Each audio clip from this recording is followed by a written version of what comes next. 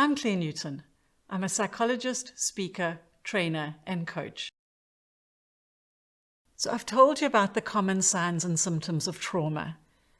And what I'd like to do now is just give you a few tips of how you can manage these symptoms.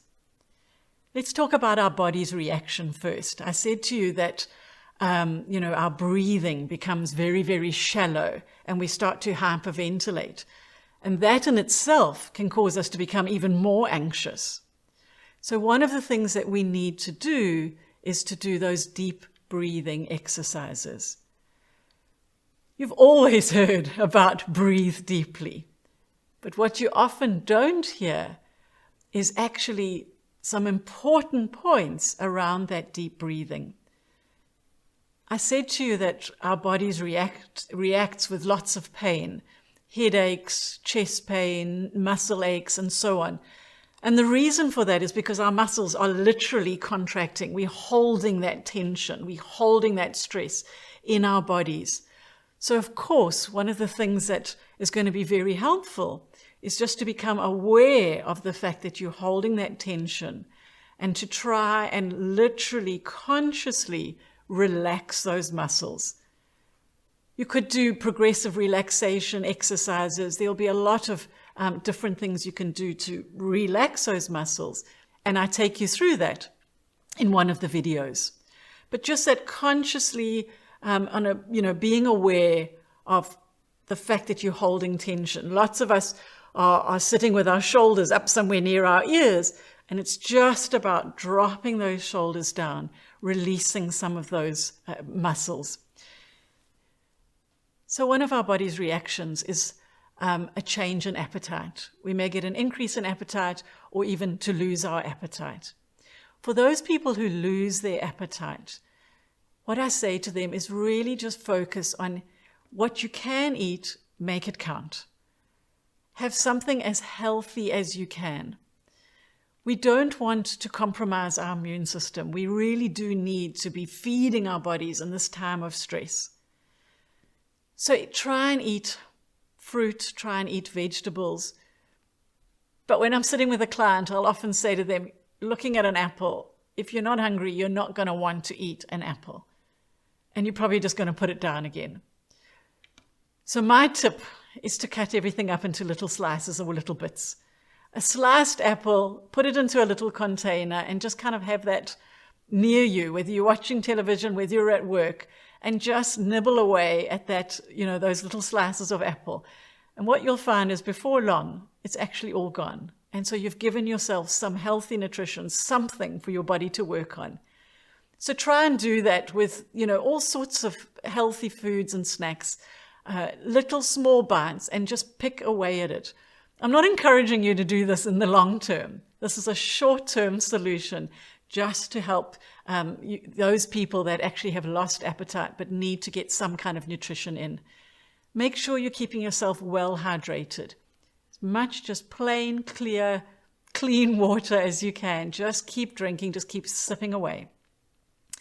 For those people whose appetite is increased, often they're looking at the junk foods. They're reaching for the junk food, the high-fat, high-sugar content food, which can actually create an acidic environment in our bodies, which creates more stress, more anxiety. So again, just try and reduce as much as possible the junk food and go for those healthy options. And it's not easy. Don't beat yourself up. Just do the best that you can. When it comes to hyper-vigilance and exaggerated startle response, it just is what it is. Those are one of the reactions. But what you can do is to remind family members that you're likely to be extremely startled, to be very, very tense, and remind them and ask them, please don't give me frights. Family members are around, the kids and so on, and they think it's a big joke. Just have a little conversation with them to just say, please, mommy, daddy, auntie is very, very stressed. Please don't give me a fright. One of our body's reactions, as I mentioned, is a change in sleep patterns. Some people will battle to fall asleep. Some will fall asleep but then battle to stay asleep. So just generally maybe suffering from insomnia, having nightmares and that sort of thing. The way to deal with that is to try and put in place and practice what we call the principles of good sleep hygiene. And you can read about that in my article, Insomnia. So even if you are suffering from insomnia, just remind yourself that this is a trauma reaction. It's short term and it's not going to last forever. Being tired is a reaction of trauma anyway, and try and support yourself as best you can with that. If you are able to take a nap in the afternoon, then do that. Even a little 10-minute power nap is going to help you. When it comes to our behavior, one of our reactions is social withdrawal. And I just ask that you be aware that you are kind of withdrawing from people and you're retreating into your shell. And just to kind of note that and try not to withdraw completely. One of the characteristics of resilience is that ability to reach out and to ask for help. So just notice if you're doing that and reach out to a close friend for that help and for that support. When it comes to the increased use of chemicals and substances, alcohol and drugs and that kind of thing, please don't self-medicate. This is a normal reaction to a traumatic event, that you're not feeling yourself, that you're tired, that you're exhausted, that you don't want to remember things necessarily. Try not to use chemicals like drugs and alcohol to block it all out. It's a normal reaction. You don't need to block it out. It feels incredibly uncomfortable. But the best way is to allow yourself to feel the feelings. If you do need some support, you really do need those sleeping tablets because you've got to be able to function at a high-powered job tomorrow, then please do it with the support of a medical health professional. Don't try and do it just on your own.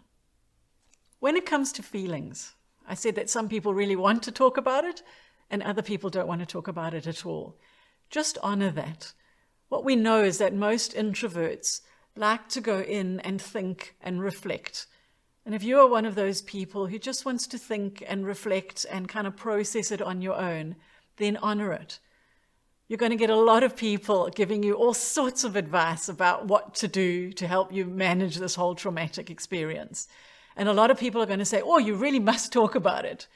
And you just smile and you say, thank you for your care and concern. But for me, it's better if I just reflect a little bit. For those of you that do want to talk about it, and the extroverts are people we like to share our observations, we like to share our feelings and our thoughts and what we're going through, then honor that and talk about it and find people who are willing to listen. There's nothing they can do to fix it. That's not what this is about. This is just about your need to be able to talk it all through and to process it in that way.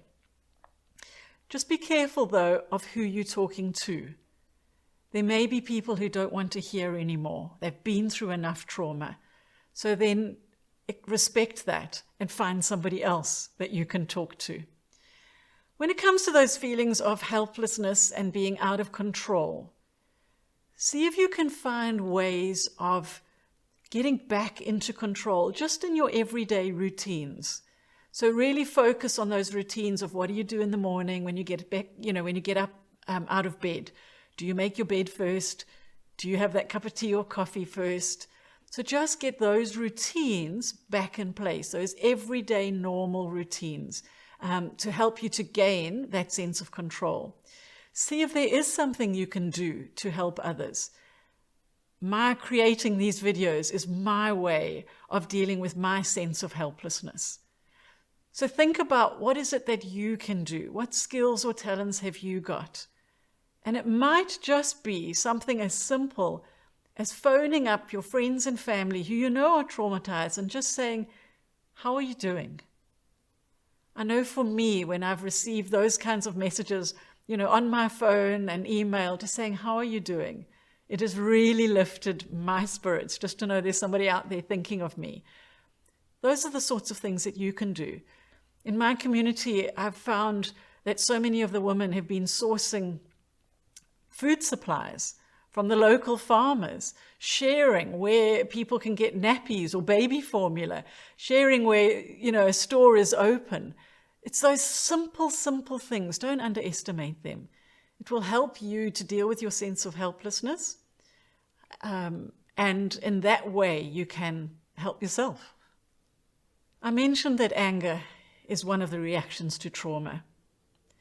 And some of you will already be seeing that. A real sense of anger and rage that people are feeling and expressing because of this violence, because of this looting. Anger is a normal feeling, and we do want to allow ourselves to feel it, and we want to process it. But I'm going to encourage you, don't act it out. Feel angry, speak about being angry, but don't go and do anything as a reaction to that anger. What you want to be doing is processing your anger in a healthy way. You want to be processing it by allowing yourself to feel it, talk about it, write about it, journal if that's helpful for you. But don't go out and act in angry, impulsive ways that are going to actually end up being destructive and causing more trouble for yourself or for the people that are around you. Certainly in front of young children, you're going to, want to talk angry and be venting and shouting and raging and so on. And I'm going to encourage you just to, really to hold that in front of young children, in front of vulnerable people who are going to react to that anger. They've already been through violence. They've already experienced this terrible traumatic event. They don't need more from their family and friends around them.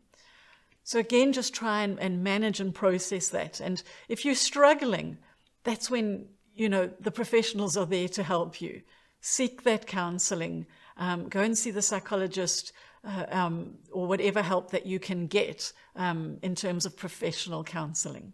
And then lastly, I want to talk about your thoughts. And I mentioned that you're going to have short-term memory loss, difficulty making decisions, problem solving, and so on.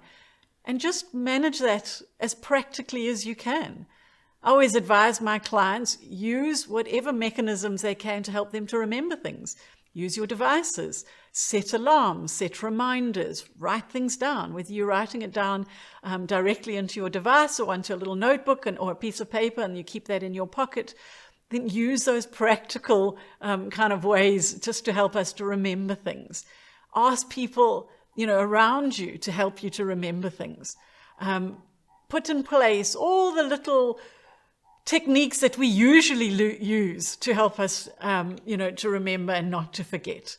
And just be very, very practical when it comes to your short-term memory. And I remind you that this is a short-term reaction, and you're going to get back on track and you're going to be able to function as effectively and efficiently as you used to.